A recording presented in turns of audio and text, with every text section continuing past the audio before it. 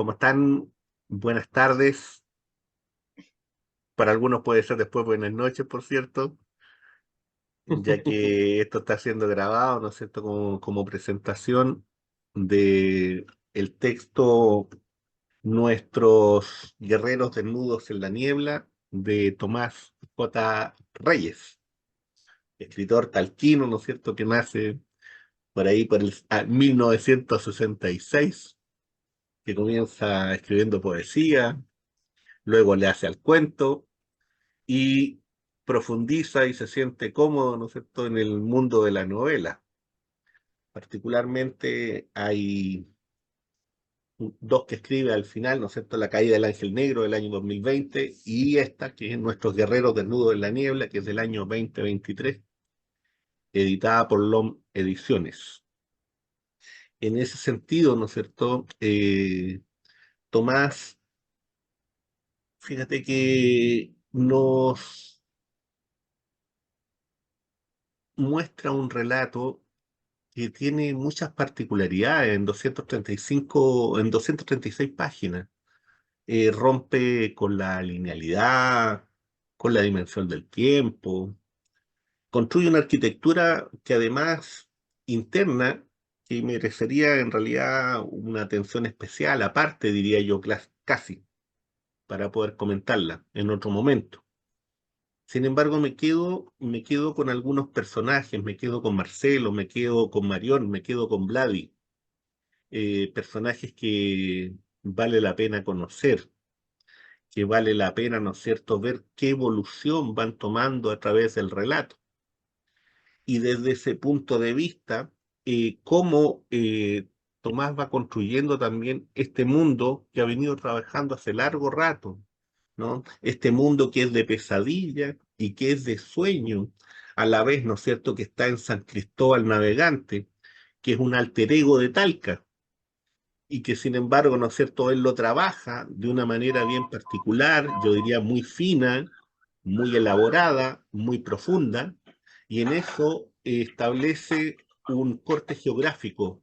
Yo diría que más que geográfico, un corte cosmogónico, de que construye un espacio, construye un mundo, y ese espacio y ese mundo que construye es capaz de darle vida a través, ¿no es cierto?, de estos relatos, o de este relato particularmente, que tiene la particularidad de ser un texto profundo, un texto que llega al corazón, un texto que es, yo creo que él siempre va indagando a través de una cuestión que tiene que ver con la maldad, ¿no? Con lo terrible. Eso está en esta otra novela anterior del Algen Negro y está trabajada también en Nuestros guerreros desnudos en la niebla de otro modo, de un modo bastante crudo, bastante brutal, por cierto, y que sin embargo también nos sitúa en temas que hoy día son de discusión contemporánea, que tiene que ver, ¿no es cierto?, con esta dimensión del mal, que tiene que ver con la construcción del respeto al otro, que tiene que ver con la dimensión, ¿no es cierto?, de hasta dónde, en qué momento la humanidad pierde su rumbo. Y cuando hablo de la humanidad no estoy hablando en términos generales, estoy hablando en términos de humanidad particular, ¿no? En qué momento los seres humanos optan por situaciones que son tremendamente terribles. De eso, en eso indaga esta novela, y en eso yo creo que Tomás es capaz de venir y entregarnos una vivencia muy, muy, muy profunda, y que para Talca también tiene un tremendo significado, porque no lo dice o lo reinventa, pero son esas calles, son esos lugares, son esos espacios, son esas vivencias.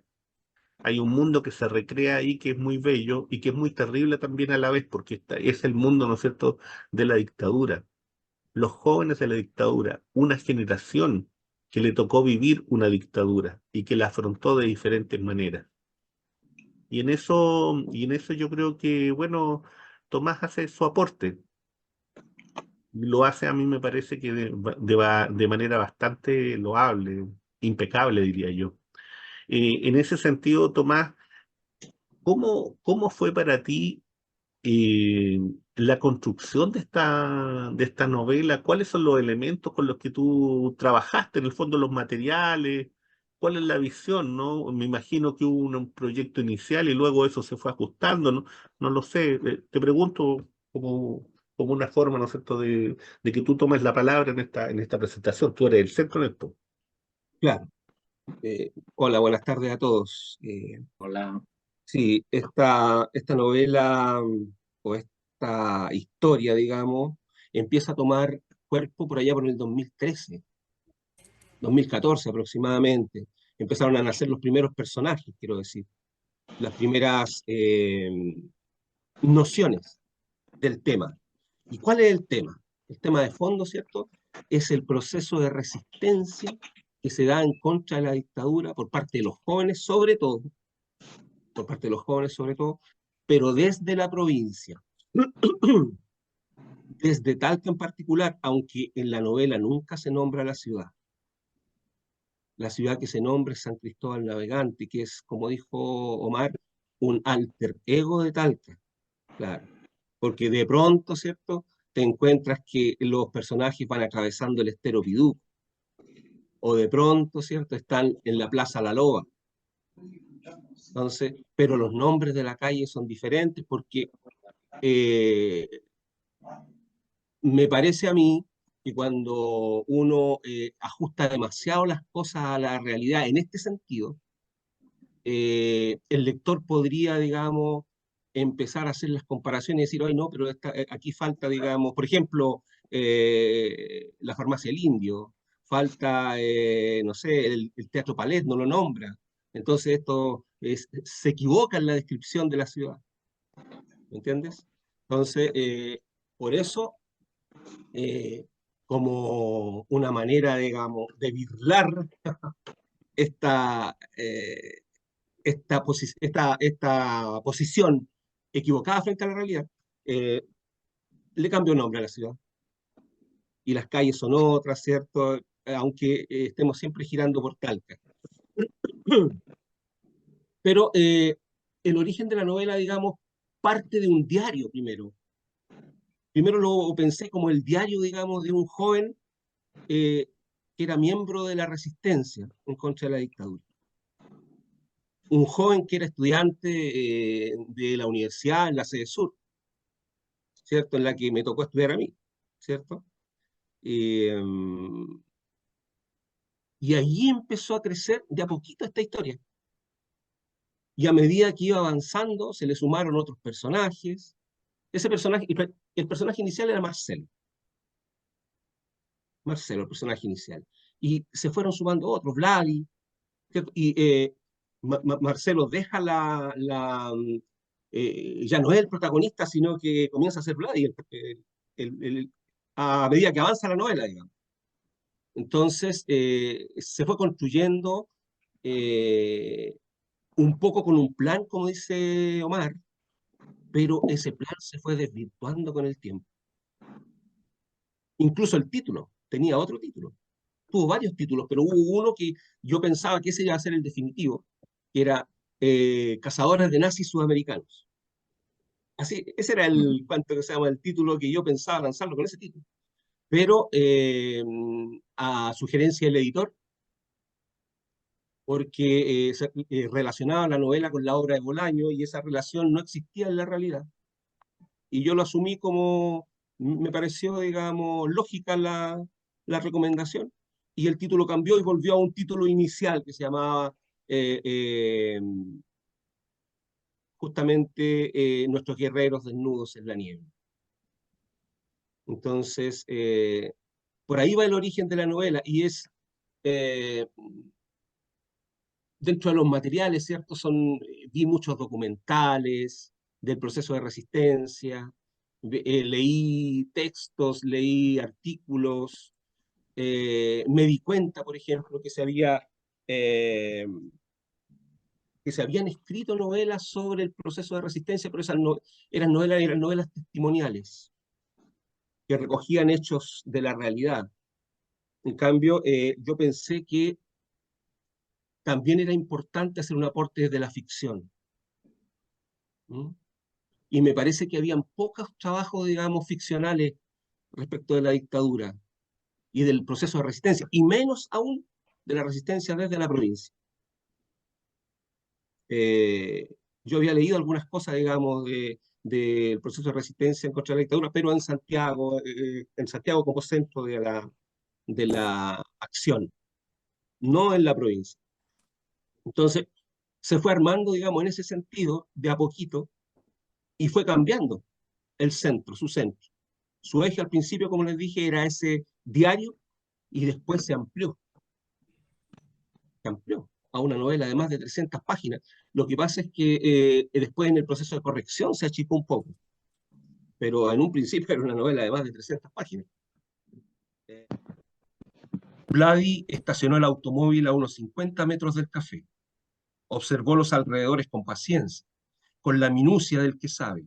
Unas casonas apagadas de ciudad vieja, un piso brillante y húmedo por la lluvia reciente, unas acacias desnudas, dos automóviles estacionados a pocos metros. Se aseguró de que estuvieran vacíos. Observó a un par de transeúntes que regresaban a casa a esa hora. Abrió apenas la ventanilla y sintió el aire húmedo, el olor a leña recién encendida, a tierra saturada de agua. Vio un taxi detenerse y bajar a una mujer flaca y bien vestida. Ese abrigo corto y ajustado no combinaba con su cuerpo alargado, menos la carterita tipo sobre, aunque a Vladi le pareció que podría contener un arma. Es ella, pensó al verla caminar erguida, con la frente en alto, como si le quedara dignidad, como si tuviera clase, se dijo.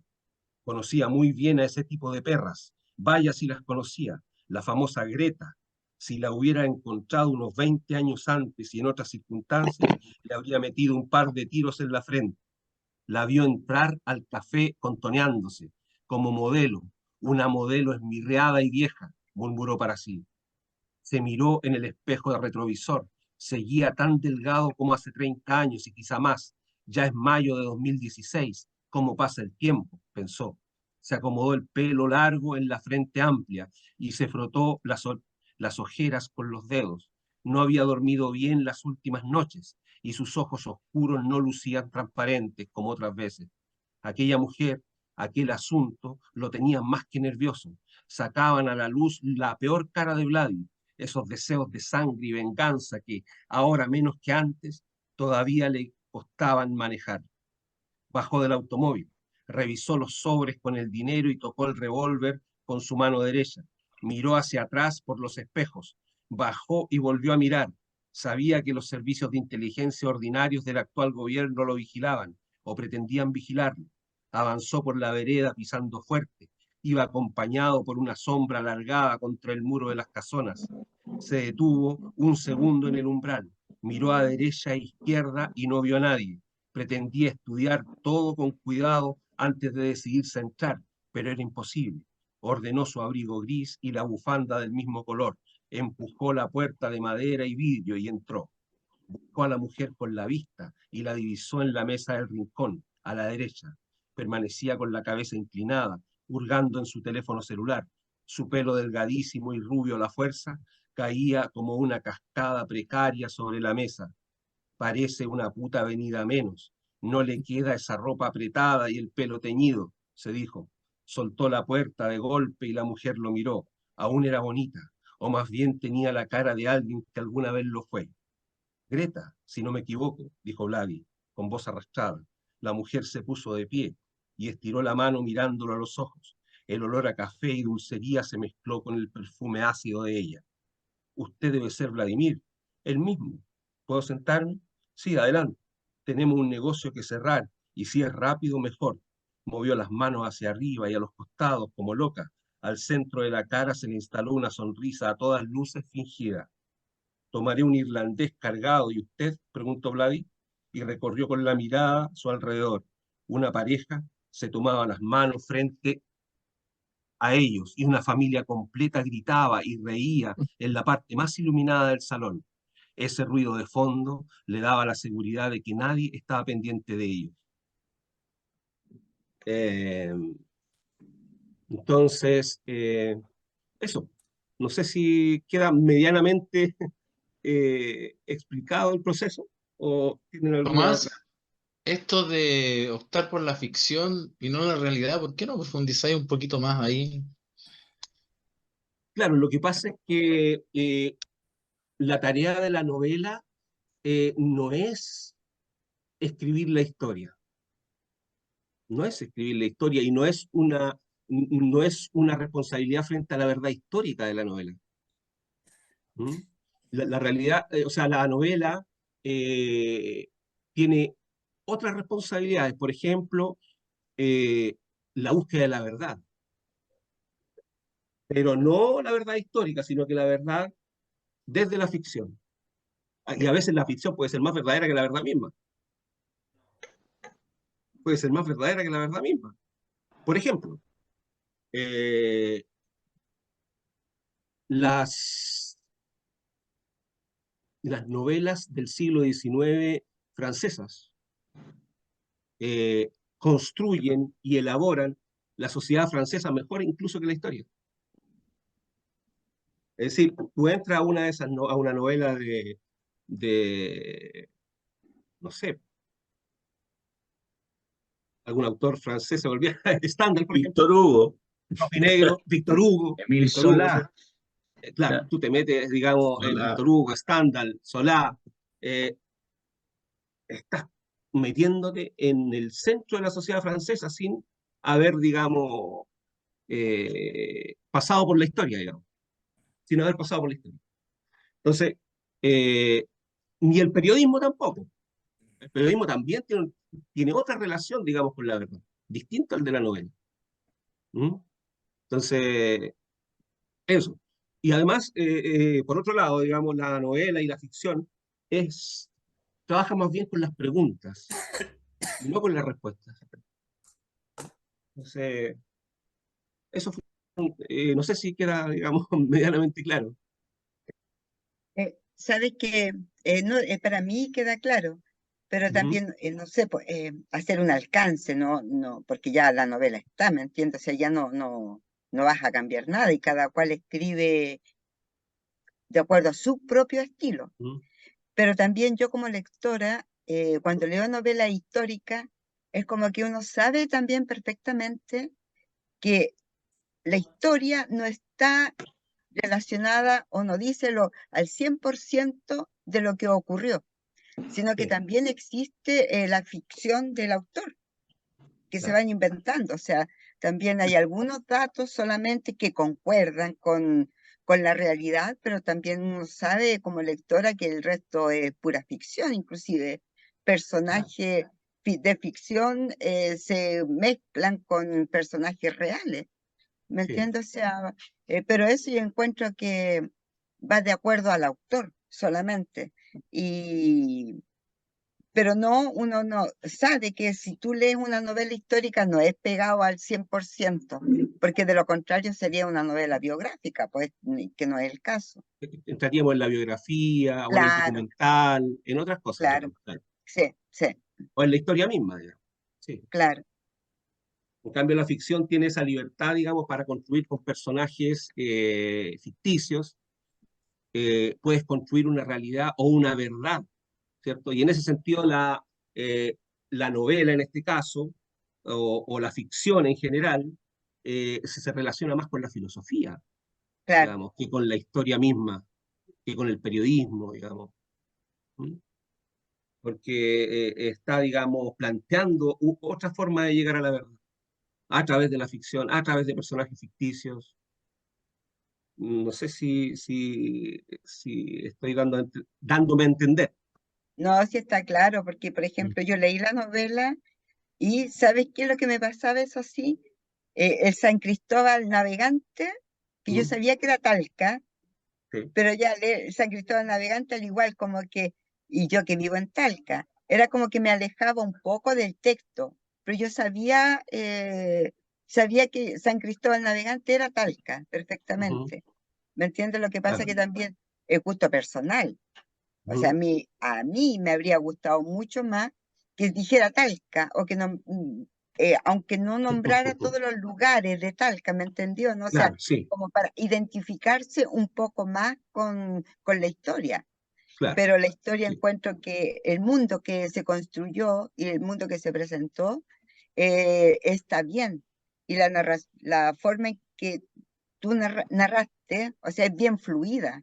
Tienes una buena mano ahí. Yo me gusta ahí más como poeta, pero tenés buena mano de narradora. Así que no, bien, y es una novela fluida, ¿me entiendes?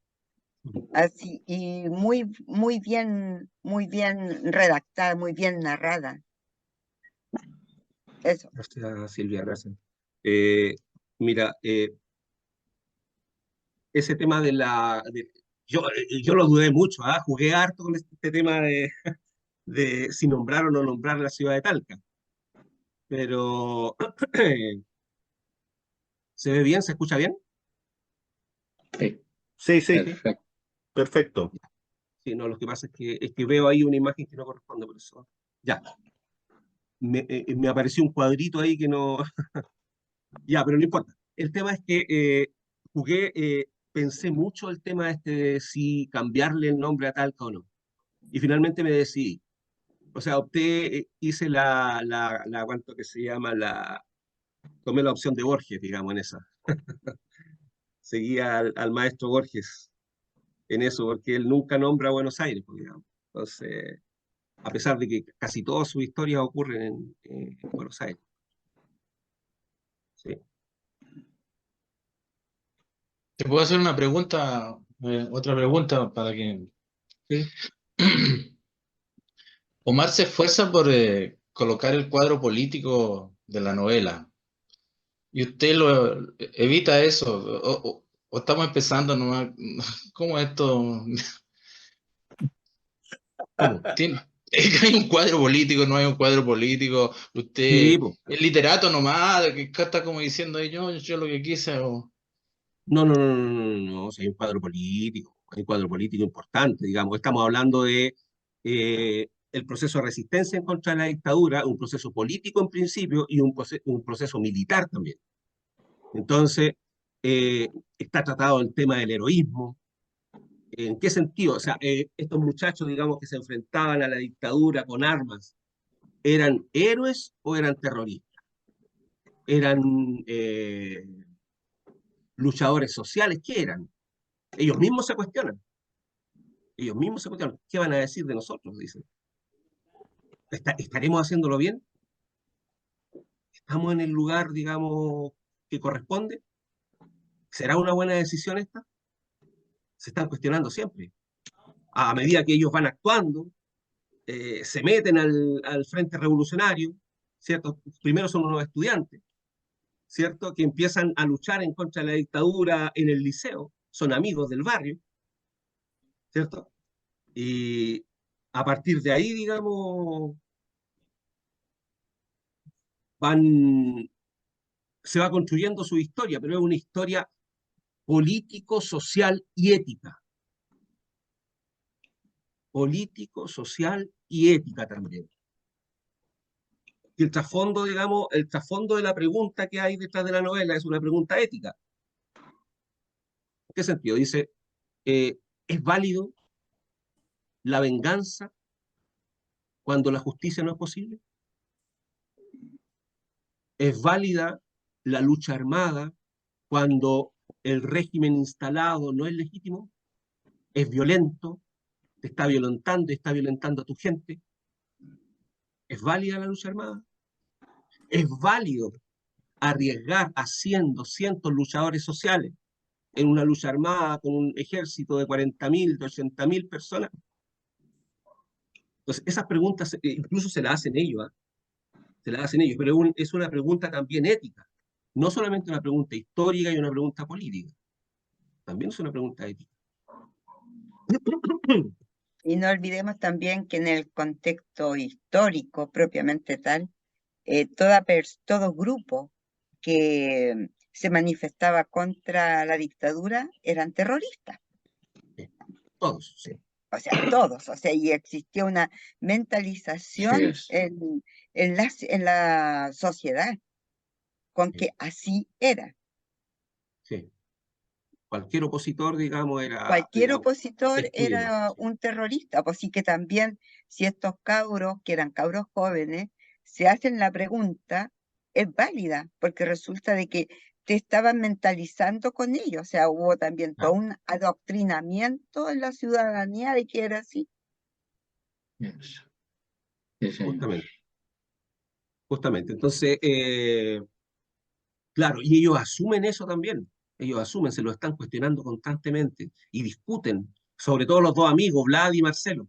Siempre están discutiendo entre ellos, oye, pero vamos bien, esto será así. ¿En qué nos estamos metiendo? Entonces, pero al mismo tiempo, digamos, ya tienen la decisión tomada y van hacia adelante, digamos. ¿Mm? Entonces, y yo no quiero entrar más en en los detalles de la novela, porque la idea sería, porque hay algunos que no la han leído, sería que la leyeran. Y no dejar, digamos,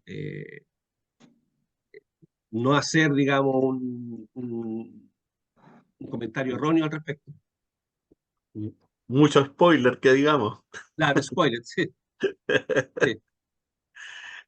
Oye, a mí hay una pregunta que igual me queda siempre dando vuelta con la novela, que tiene que ver con el tema del mal, que tiene que ver con el tema, ¿no es cierto?, de estas situaciones terribles que se retratan ahí, eh, y de cómo en el fondo la humanidad transita en relación con eso, ¿no? Y cómo la novela te instala en ese tema también, pues, o sea, de una u otra forma te está cuestionando, te está diciendo Claro. hasta dónde la dimensión del Mira, dolor. ese tema ¿No? del mal me viene a mí mm, yo diría que la lectura yo fui un lector de joven de Sábato, y él tiene un trato, digamos, una vinculación ahí, una novela que me impactó así, pero que me dejó patelaucha, como diría cualquiera, así tirado de espalda, fue Sobre Héroe y Tumba. Y yo, oye, la leí, para mí, esto me gustaría hacer a mí. Eso fue lo primero que te estoy hablando, tendría 24, 25 años, cuando la leí por primera vez, la he leído varias veces ya. Eh, y eso fue lo primero que se me ocurrió, digamos. Entonces, y lo que más me llamó la atención de esa novela fue la instalación del mal ahí, del mal absoluto casi, ¿cierto? Entonces, por eso casi siempre en mi novela, en la caída del ángel negro, por ejemplo, también, en el centro está el mal y está la lucha contra el mal. Y aquí también el mal está instalado, digamos, en esta novela, en nuestros guerreros de Nuevo de la Niebla. La dictadura es el mal, la niebla es el miedo, ¿cierto?, de todos los ciudadanos a ese monstruo terrible que es la dictadura, digamos. Entonces, hay una lucha ahí contra un mal mucho más visible, digamos, que en la otra novela, digamos. ¿Ah?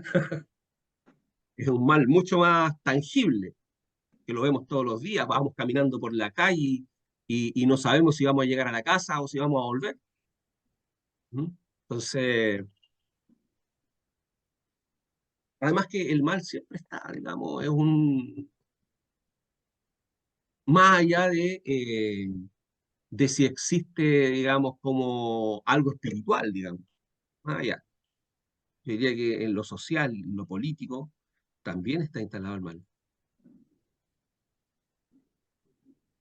No sé si queda, digamos, claro por ahí el asunto. Abierto si quieren preguntar. Tienes que desmutearte, Claudio. No se está escuchando. Ahora sí parece. A ver. Voy a hablar yo. ¿Puedo? ¿Me escuchan? Por supuesto, por sí, te escuchamos. Sí, Sí, Alfredo. sí, por Sí, mientras sí. que Oye, Claudio mira. soluciona el tema del sonido. Oye, a mí bueno, la pregunta que tiró Dani, acerca de la ficción y la realidad en la novela, me dejó, eh, Claro, me dejó pensando en la problemática personal que tengo yo con respecto a, a la ficción, porque en realidad la novela misma, una vez que lo termina, este, este, este paseo por la realidad, esto que llamamos ficción, esta recreación, la novela me deja en una realidad que es mucha más amplia, eh, que, que- que tu novela, la primera y la segunda, el segundo tema que tomamos con respecto al lugar, yo lo ubico, puede ser en mi cabeza como lector, eso sucedió en Valparaíso, ¿ah? Pese a que hay algunos rasgos que muestran que es de allá, como bien lo explica Silvia. Puede ser en Valparaíso, puede ser en Santiago mismo. No es la problemática central no está en el lugar mismo. Es, en todo Chile ocurrió esa realidad y esa problemática del guerrero social está en toda Latinoamérica. O sea, ahí esa ficción se transforma en el caso personal como lector como eh, una realidad terrible y bella al mismo tiempo, porque los personajes son bellos, son bellos personajes, son una repetición de otra generación en el pasado y los que se vienen, porque la novela, la verdad, esa verdad que y yo la entiendo, esa verdad que tú hablas eh, tu búsqueda de verdad, es la búsqueda de estar, de cooperar y aportar con la sociedad también, y ahí se transforma en una novela política más que en el tema mismo central. ¿Ah? Y en este momento estaba pensando un poco en si veo también, en la inquietud que tengo en esta conversación, también escuchar el lado filosófico que podría aportarnos por ahí Pablo, ahí, porque hay cosas que son de profundidad filosófica, porque hoy día en la guerra, estos guerreros que están en el mundo combatiendo, porque se está combatiendo en el mundo todavía, eh, eh, hay una búsqueda hoy día filosófica, de recreación filosófica, una búsqueda de tratar de ver esos personajes, si bien se cuestionan, hoy día nosotros estamos cuestionando incluso los pequeños avances con respecto a los derechos humanos y otras cosas por otras guerras que están ocurriendo en otros lugares. Pero a mí la novela, personalmente, que yo la situé por mi interés personal en Valparaíso, por mi vivencia, por entender, porque la novela nos ayuda a entender también y nos recrea una realidad que, que es de una generación que después se partió, desgraciadamente, no en este caso a lo mejor, pero en ganadores y perdedores, o perdedores y derrotados en la sociedad. Eh, Está buena tu decisión con respecto a tu guía, que podría ser con respecto al lugar que lo tomas tú y bien lo explicas a partir de Borges, que a, no nombra Buenos Aires como lugar geográfico jamás. Eh, Acatar eso, seguir, porque todas estas ficciones que hablamos, todas estas realidades que van entrelazándose en la novela, nos están entregando algo que es muy importante, más allá de la verdad, que nos está entregando eh, una mirada y un atención, un cuídate nueva generación. Eso yo lo veo de ese punto de vista. Aparte de eso, que me llamó la atención la edición, que la encontré como escritor y como lector, que me interesa siempre ver esta, esta cosa, el objeto mismo como libro lo encuentro muy bueno. ¿Ah? Que hay un salto, porque no solamente he leído esta novela tuya, las anteriores también, que hay un salto a nivel de presentarte, porque el escritor también se está presentando. ¿Ah? Y ahí te quiero hacer la pregunta yo, como escritor después de esta novela, porque me inquieta, porque aquí estoy conversando con gente que lee y con gente que escribe, como también leí la novela de Silvia. Acabo de terminar de leer la novela de justamente Omar, que encabeza esta conversación. ¿Mm? Y a mí la pregunta sería, después de todos estos libros que se hacen, por ejemplo, específicamente ahí en Maule, en el sur, o como Omar, que viene de ahí, ¿no habrá una posibilidad que se presenten estos trabajos acá en Santiago como difusión? Porque veo que faltan difusiones a nuestros trabajos. Tu trabajo, si bien yo he visto el desarrollo conozco un poco tu poesía, conozco tus novelas, lo que me preocupa es también la difusión de la misma, porque es difícil la cosa, la difusión. Esa sería una pregunta, y más adelante, a ver si Pablo, que yo por ahí lo escuchaba en algunas cosas, podría tocar el tema filosófico mismo, así, si hay un aporte a partir de alguien que conoce un poco, que lee y que conoce, aparte de la ficción y la realidad, los aportes nuevos que puede entregar. Ya, Veamos si Alfredo, yo creo que Claudio, disculpa, sí, claro. Claudio, ¿tienes una pregunta por ahí para que vamos? ¿Se escucha o no? Sí, ahora sí, perfecto. Ahora sí. Qué bueno. Ya, porque voy a contar, saludos a todos, disculpen ahí que tiempo de pandemia que no me reconectaba así. Quería hacer una pregunta, Rodrigo, ahí, era respecto, empecé a leer la novela porque nos topamos recientemente en el centro, y bueno, a poco andar, o sea, de entrada me llamó la atención si había una interconexión, Rodrigo, o un rizoma respecto a tu obra en la sumativa global, porque me llamó la atención un término que decía puerta y ventanauco.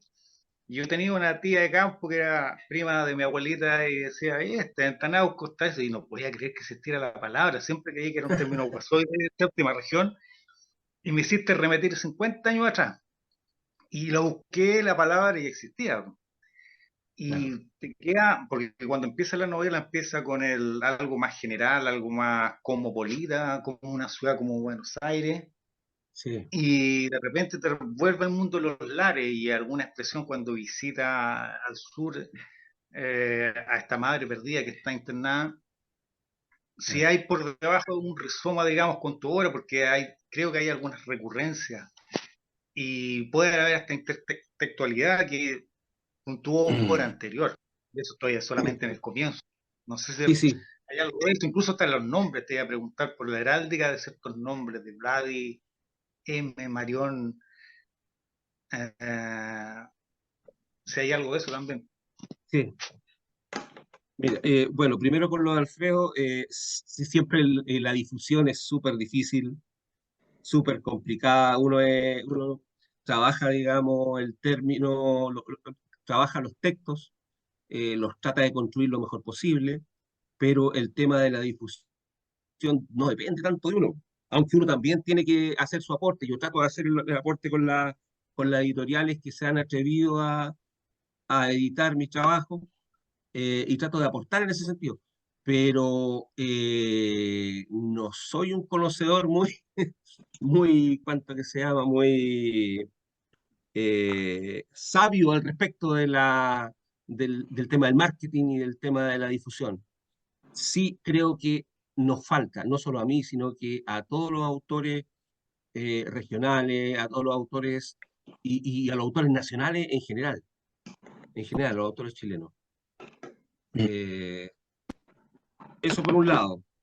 Eh, Respecto a lo que señala Claudio, sí, claro, claro que hay intertextualidad y que hay cosas que se van cruzando con textos anteriores, hay incluso se nombran las mismas calles, las cosas ocurren en barrios parecidos porque eh, eh, la idea mía fue construir un mundo alrededor de o sea, como lo señalaba anteriormente Omar, la idea era construir un mundo alrededor de San Cristóbal Navegante, que es un alter ego de la ciudad de Talca, por supuesto.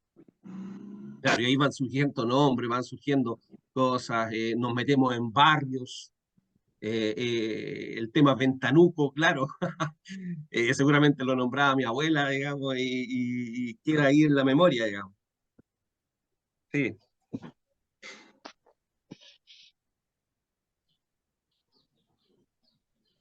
Así Pablo, que, o no sé, Rodrigo, si sigues con... no, Pablo, sí. Que fue interpelado ahí, Pablo. Está en silencio, sí.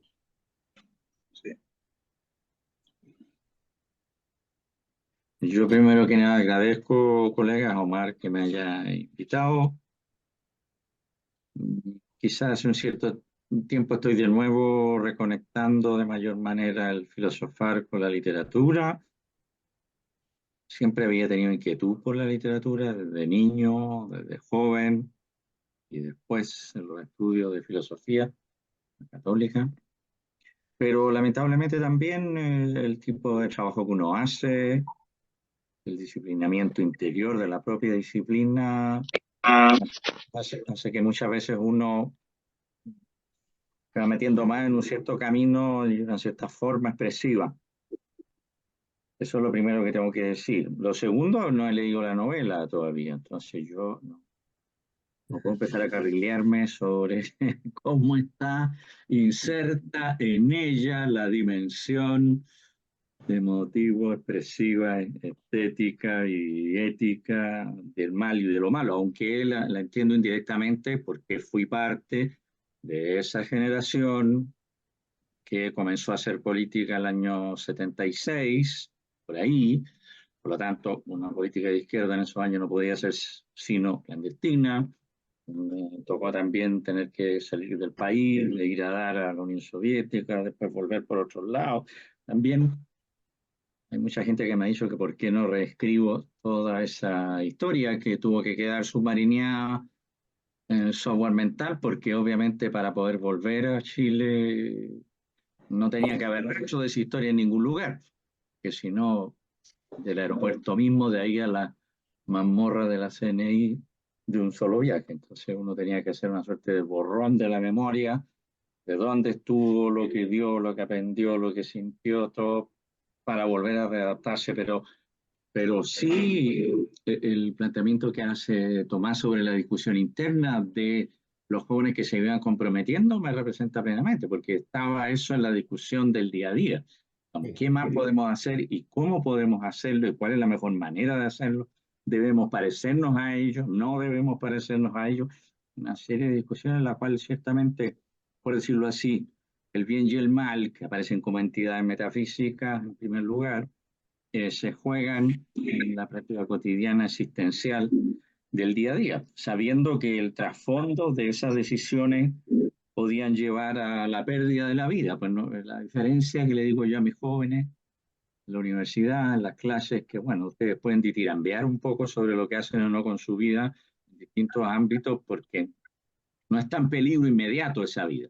Para nosotros, en cambio, las decisiones que tomábamos, sobre todo en ese ámbito, conllevaban directa e indirectamente la posibilidad de perder la vida.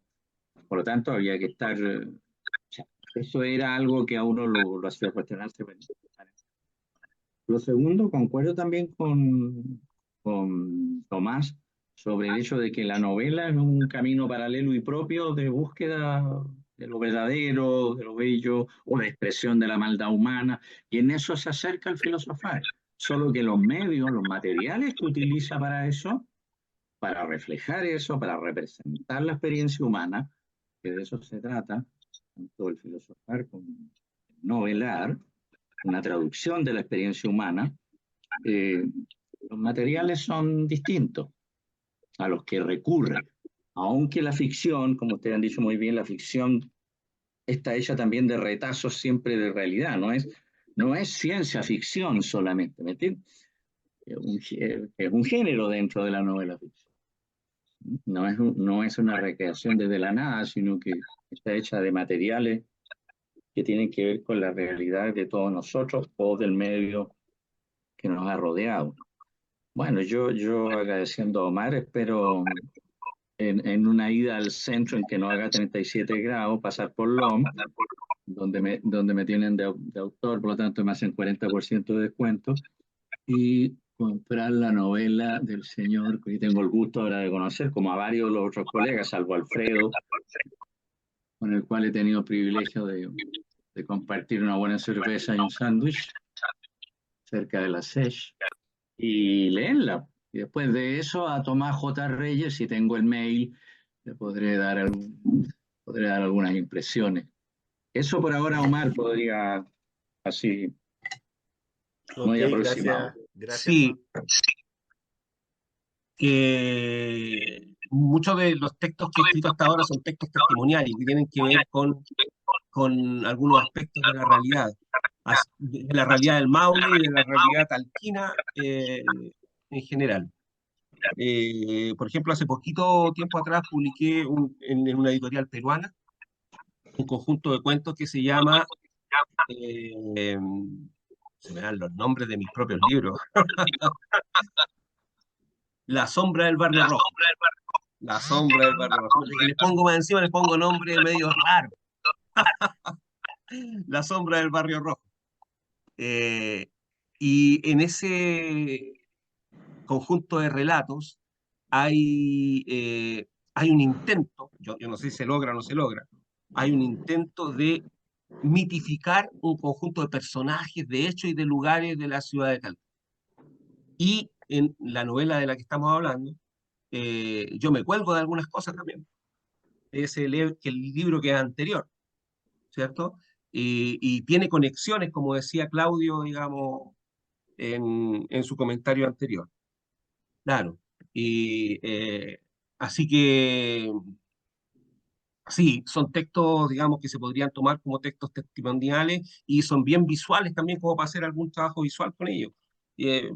Uno nunca, digamos, sabe. Pero, digamos, algunos amigos me han pedido, por ejemplo, el Killer, no sé si hay alguno de ustedes que conoce Killer contra Killer, que es una novelita pequeñita, que me lo han pedido para hacer una película, para hacer obra de teatro, y ahí hemos estado, no hemos quedado en las conversaciones, en el diálogo, y no hemos avanzado mucho al respecto. Eso.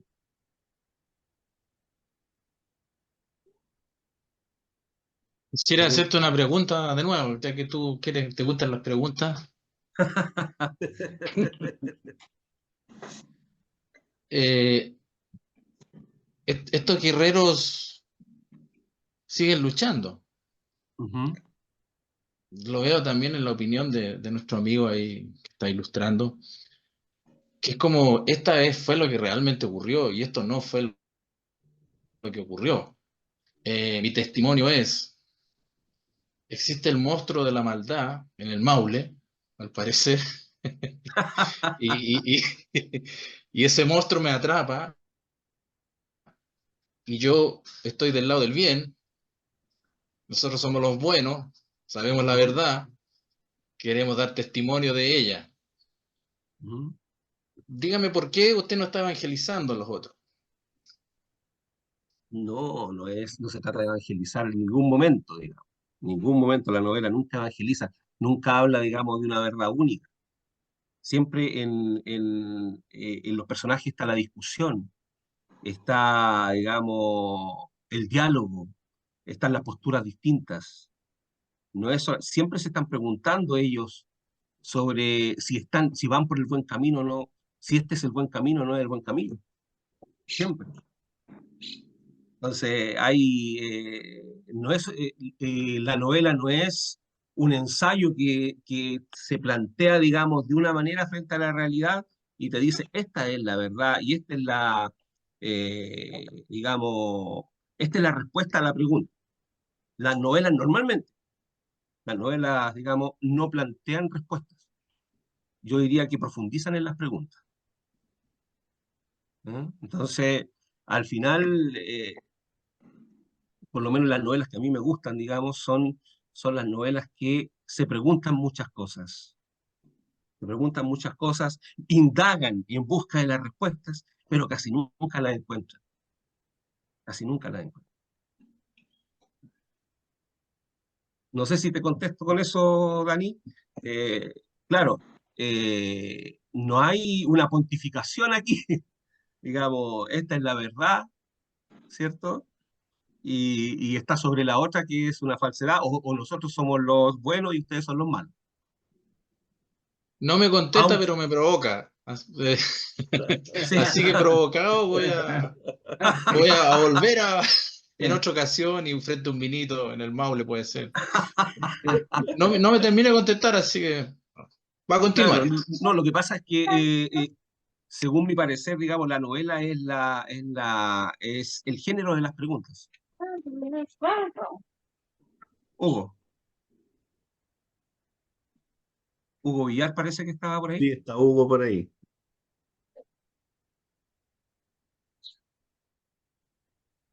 Omar, Está silencio. Sí, fíjate que a propósito de lo que dice Dania, yo creo que, claro, hay una construcción de una cosmogonía, de un mundo ahí, y, pero ese es un mundo bien problemático, un mundo donde se toman muchas decisiones, ¿no?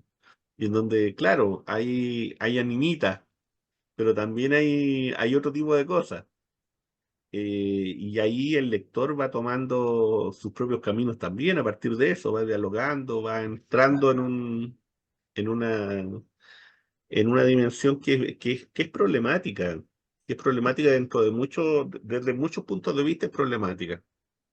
Incluso yo creo que para los que vivieron en ese momento, hay varios que nos conocemos del periodo, y cuando uno lee, ¿no es cierto?, el retrato uno viene y dice, bueno, eh, cada uno contaría de diferentes maneras. Pero a mí me parece que está bien hecho en la construcción que es lo que está haciendo, cumple la función, en el sentido de ser una ficción, en el sentido de que la narración está bien desarrollada y que yo diría que tiene un elemento que a mí por lo menos me gusta mucho de las narraciones, que no es lineal, que rompe con esa linealidad, que altera los tiempos, que altera las visiones, que altera las voces, que son polifonías. A mí por lo menos eso me gusta. Hay otros que les gusta otro tipo de novela, que es la novela, ¿no es cierto?, con un inicio, con un fin o un raconto que parte y luego vuelve al principio. Son formas, son estilos. A mí me parece que esa forma en la que escogió, en este caso Tomás, es una forma difícil por lo demás. Se necesita tener harto oficio para lograr en el fondo que todo quede articulado de una manera en que uno lo entienda y que va en el fondo armando este rompecabezas, que es la historia. Y de Eso, pronto eso para también, mí por lo menos. disculpa, no sé si y lo otro también es que uno eh, se plantea, digamos, frente a un texto, pero no plantea, o sea, a ver, Faulkner decía, yo comienzo mi trabajo, ¿cierto? Y en la página 155 más o menos, los personajes toman el asunto y lo terminan. Entonces, eso, yo en esta novela, por ejemplo, en un principio me había planteado que todos los personajes iban a morir y iba a ser una tragedia. Va a haber un enfrentamiento al final y todos se van a morir. Eso era es lo que yo me había planteado. Y estaba construyendo para eso. Pero de repente me doy cuenta que los personajes no quieren ir de ese camino y se van por otro camino. Y surge otras cosas y me pareció que ellos tenían la razón y no yo. Ese, claro, ellos tenían la razón y no yo. Entonces, en ese sentido, a mí me parece que no es tan manejado por el autor este tema de cuál es la verdad y qué es lo falso y cuáles son, digamos, los resultados de la novela, digamos. Eso queda en la mente del lector. El lector es el que construye finalmente todo el rompecabezas que es el texto. Claro, y lo construye, digamos, con sus conocimientos, con sus vivencias, con sus verdades también. ¿Mm? Eso. Está abierta la palabra. Ya, Yo, oye, mira, me interesó la volada que se pegó el escritor aquí, porque la verdad es que yo sentí que estos personajes, había un proyecto, se ve que hay un proyecto que se va desarrollando, que nos van contando, que, que va recreando al autor. Y, y sentí en el momento, porque el lector también recrea y también juega con la ficción, sentí cuando los personajes toman vía propia frente a la posibilidad terrible de la muerte o estar viviendo los miedos que ocurrían en aquellos momentos y toman su camino cuando ellos empiezan a cuestionarse. Cuando se cuestionan, es seguro que en ese momento se cuestiona los personajes, al escritor. Toman vida propia, no en esta novela, sino que en muchas novelas más, porque, porque el escritor tiene otras tareas, porque además, cuando hablamos de esta ficción, los personajes se presentan y se desarrollan en preguntas casi diría yo, que nos hacemos incluso hoy día nosotros frente a la realidad actual. ¿Ah? A veces también me vuelo y como lector y cuento por ahí, creo que conté de una vez leyendo algo de Hemingway, me acuerdo, vi que estaba Hemingway de pie escribiendo, porque Hemingway escribía de pies, según lo que vi, y estaba haciendo su novela. Y en este caso yo sentí cuando los personajes empezaron a cuestionar al escritor y a pedirle un tiempo que él no tenía para dedicarse 100%, porque el autor, el recreador, también está viviendo. Y tus personajes se desarrollan con una genialidad en un momento, en cada pregunta, cuando ellos dialogan y ven ese territorio tan terrible que es estar viviendo una clandestinidad, porque también esos personajes se desarrollaron en una clandestinidad. Creo que tus personajes son seres vivos que nos van contando algo que nos faltaba, porque esta generación ha sido, como tú dijiste en un principio, poco mostrada, no le hemos dado la palabra, y aquí yo veo que ellos toman la palabra y nos cuentan una cosa más allá de lo fantástico, una recreación realmente que aporta hacia las nuevas generaciones, como dije anteriormente. Me parece que tu novela es una novela libre también. Puedo utilizar una palabra como utilizamos verdad, etcétera. Difícil de acorralarla, pero estos personajes lograron mostrarme una realidad que no se ha mostrado realmente. Ese es uno de los aportes de la novela, aparte de de lo que es la fluidez que tiene tu narrativa, y que lograste sacar esta cosa que nos molesta a los poetas cuando queremos hacer novela, porque es diferente la mano es diferente. ¿Ah? Y es una novela que fluye y que va dejando libertad. Cuando digo también otra palabra media difícil, libertad a los personajes, y que logro entender a esa generación con esta novela. Logré entender no en lo bueno o lo malo, quién tiene la razón, o si debió hacerse eso, lo que están viviendo, si debió ocurrir o no, pero cómo ocurrió, estos personajes y tú lo trabajan y se trabajan al mismo tiempo muy bien los dos. Hay una cosa recíproca. Sí. A mí, digamos, en el momento cuando se trabajaba en la construcción del texto, surgieron así como materiales, digamos, de los materiales que se usan en la construcción de un texto. Esta novela y otras, ¿cierto? Muchas. Uno recoge hechos que vivió en la realidad. Claro, y justamente esta novela, digamos, recoge escenas, lugares, personajes vívidos, eh, y juega con ellos.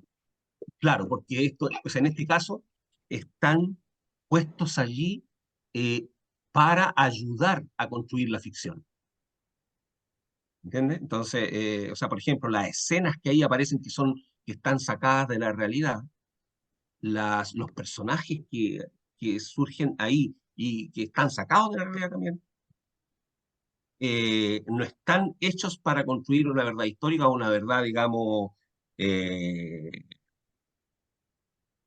de un artículo periodístico o de un documental, digamos, no, sino que están puestos allí en favor de la construcción ficcional, en favor de la ficción. Así como algunos autores, por ejemplo, toman temas filosóficos, ¿cierto? Y los desarrollan dentro de la ficción, pero están allí para favorecer la ficción, en función de la ficción. Eh, por ejemplo, hay una novela que es clarísima en esto. Doctor Faustus, no sé si alguien ha leído Doctor Faustus de Thomas Mann. Allí aparecen varios ensayos, verdaderos ensayos de música, pero no están puestos allí, digamos, para que uno los aprecie como ensayos de música, sino que están puestos a favor y para que se desarrolle de mejor manera la ficción. Y en este caso, digamos, es lo que ocurre también en esta novela y espero que haya surgido y que haya salido de la mejor manera posible.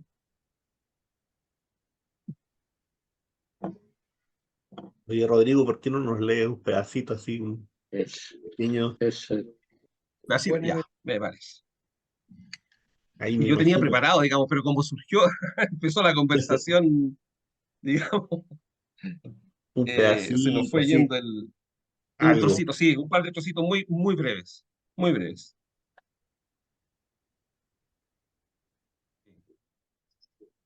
Claro, entonces también hay una parte, digamos, hay una parte que es como una entrevista, ¿no? En donde dice, ¿recuerdas algún incidente memorable de aquella época?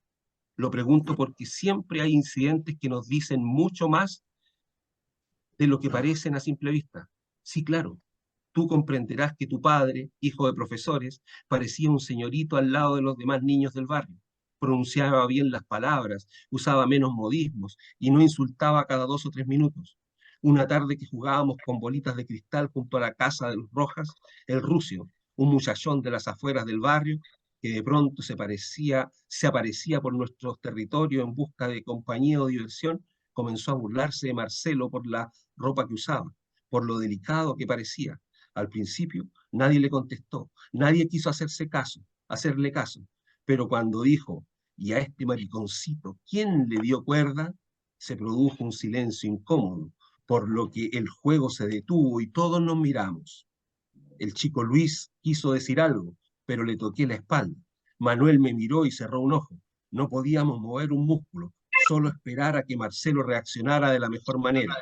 Pasaron los segundos espesos y lentos, mientras el Rucio, una cabeza más alto, miraba de frente a Marcelo. Este, de pronto, también lo miró, dejó las bolitas en el suelo y avanzó directo hacia el oponente.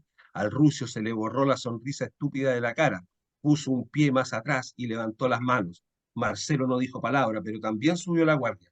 Comenzaron a girar mirándose, hasta que el Rucio tiró el primer golpe y Marcelo lo esquivó con cierta pericia. Al segundo o tercer golpe, Marcelo se metió por debajo de los largos brazos de su oponente. Lo tomó de la cintura y cayeron rodando sobre el polvo. El Rucio se ubicó encima por un ratito, pero tenía los brazos tan largos que no lograba golpear con fuerza y precisión. Marcelo lo hizo caer con una de sus piernas, se puso encima y acertó 2 o 3 puñetazos definitivos. Los separamos para que no se siguieran haciendo daño. El rucio se fue con la boca rota y un ojo inflamado, pero sobre todo con el orgullo que lo caracterizaba por el suelo. Marcelo terminó con todo el cuerpo dolorido, peladuras en los codos y con su ropa de niño bien revolcada hasta el punto de perder el color. Lo llevé abrazado hasta su casa. Cojeaba de la pierna izquierda, pero cuando le preguntábamos dónde tenía la lesión, no lo sabía con exactitud, y eso nos causaba una risa tonta, incontrolable, como cuando uno tiene una gran tensión y la risa es un relax, un escape insulso pero necesario. Lo despedimos en la puerta de su casa, nos levantó la mano y nos fuimos llenos de regocijo por lo vivido. Chico Luis fue rehaciendo y relatando todos los detalles de la pelea a grandes voces. Manuel pensó que Marcelo no se enfrentaría al rucio, que se daría media vuelta y se iría a su casa. Yo también lo dudé, pero no lo dije. Marcelo nos regaló una jornada heroica para recordar, una jornada en que un muchacho más pequeño y tímido se impuso ante otro más grande y fanfarrón. La tarde se arrastraba ya por los tejados, la voz y la risa del chico Luis retumbaban entre los muros de las casonas, las acacias iban en silencio con nosotros, el verano iba también con nosotros, retirándose. Nuestra niñez y adolescencia aún conserva sus voces en las veredas del tiempo. En esas veredas, Marcelo, Marión y los demás no fueron emboscados y asesinados, y la felicidad todavía es posible. Bravo, bravo. Qué bonito. Ajá.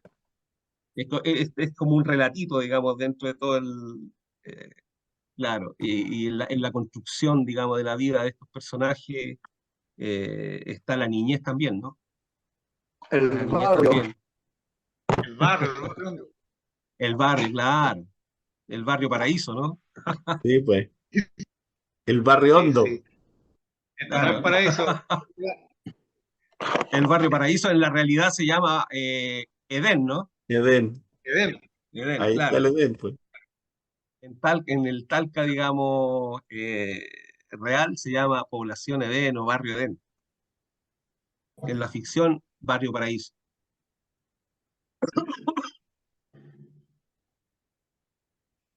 En eso. Para no decir que la pelea existió. ¿Ah? Para no entrar en más detalles, ¿cierto? Digamos, Vecino. claro. Eso es para otro momento. Eso es para cuando el amigo Dani vaya tal que llevamos con un vinito. Se cuenta, se cuentan los milagros, pero no los tantos.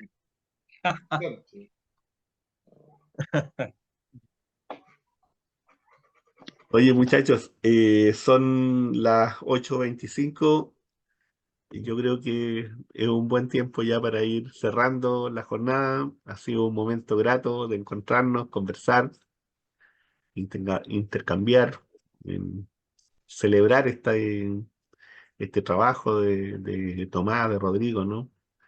De esta capacidad de poder venir y elaborar y de contar historias y de tenernos aquí un momento conversando y encontrándonos.